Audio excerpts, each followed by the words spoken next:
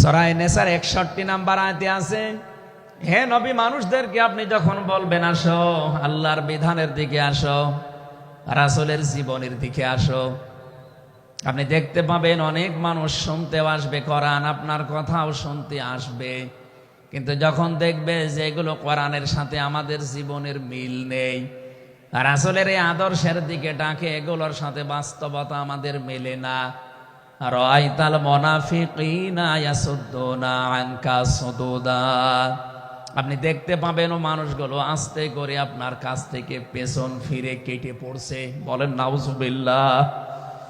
সুতরাং কোরআন শুনতে এসে যেগুলো যাদের জীবনে মিলবে না, এই মানুষগুলো যদি মন খারাপ করে, রাগ করে, যে কোনো কায়দায় চলে যেতে চান, আপনি মনে করবেন মুনাফিকের জার্ম আপনার ভেতরে আছে।